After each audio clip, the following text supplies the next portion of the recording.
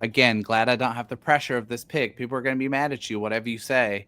You're on the clock at 16 for the Minnesota Twins. So walk us through your rationale, who you're going to take, and then we'll talk about some other options too. So I definitely would have gone Pierce or Hall at 16. Okay. Um, they're both gone. They So are. now we're looking at college hitters, just like you said, and I think there's a handful of really good ones. There are really, according to your board here, Nyans is really the only prep hitter available at this range, and I would be a fan of that pick. Mm-hmm. Um, but since you said you're not going to put the pressure, or you're going to put the pressure on me, I'm gonna throw it back to you. Okay, and here's why. Because when we were texting about this earlier today, you say to me, it wouldn't surprise me Yeah. Okay. if the Twins went a little down the board. Yeah. It wouldn't. And really, it's a whole group now of hitters where it could be any of them, Yep. right? Um, and I'm not a big fan of Houston. Okay, I I think Keelan would be a good pick, but if he's going to be a second baseman, let's get something better than that. I could take Jace Lavalette because I think that would be fun. Um, Not for me. Summerhill, what does Summerhill do for people at this point? Not much. He's actually slipped quite. Let's talk about Summerhill for just a second. Sorry to cut Okay. across you. He was like firmly entrenched in the teens for basically the whole draft cycle, and he has been faded, like not massively, but he's dropped to 24 on the board that I'm looking at by consensus. I know that's not a ton, but he has ratings as low as 80th now. And so I think some folks raising concern about the kind of extra base impact and like the athleticism and the power numbers don't kind of match up in his profile. And so I don't know how much that would excite me, honestly. Okay. So the name that you threw at me is where I'm going to go here. Okay. Okay. So under slot probably. People are not going to like this pick. I know that's why I'm doing it. Okay. Under slot at 16, Yeah. college outfielder from the Hmm. University of Indiana, Devin Taylor, Yep. 28th by consensus. Now, here's why I'm going that way. You are all over Luke Keeschel, Correct. right? The type of player, and you're more into these measurement tools than I am. You're all over him. You were on the right guys last year.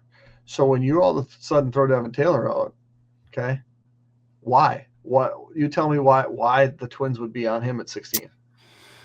Well, so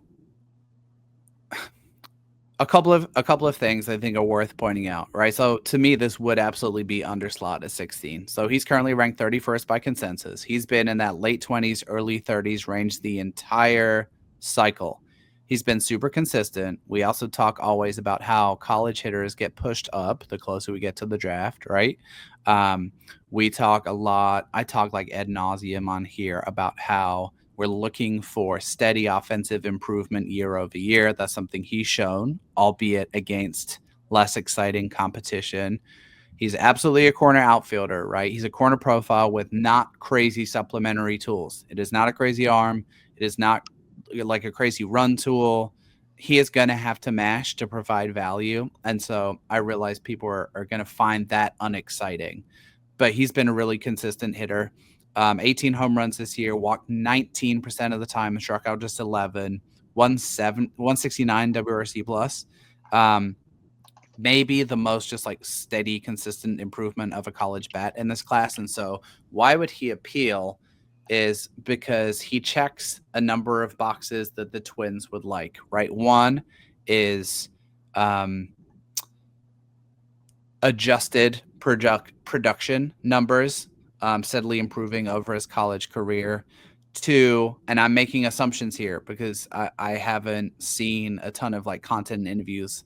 He would, if he was to be the pick, he would be someone that super impressed them in interviews at the combine. Right. They super weigh their interviews and their character stuff a ton. That was one of their kind of tiebreakers with Keishel, was they were so impressed with his drive and his work ethic, and by all accounts, Devin Taylor gets great reviews for that.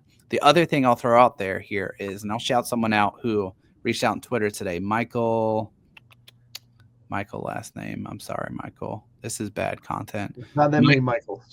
Michael Goodell, right? So he reached out and said, how about this for a hypothetical? You take Andrew Fisher at 116, and then you take a prep with your comp, and then another prep at 54 in the second round. And that just got me thinking on this a little bit. I would guess that the Twins have Devin Taylor higher on their board than he is by consensus. You can likely get him at savings. You have a comp A pick, which has a substantial slot bonus attached to it, 2.75 million ballpark. Then you can go way over for a prep that you like a ton, be it an arm or a prep shortstop in the second tier, to kind of balance out that ceiling you're going for. Now you're blurry.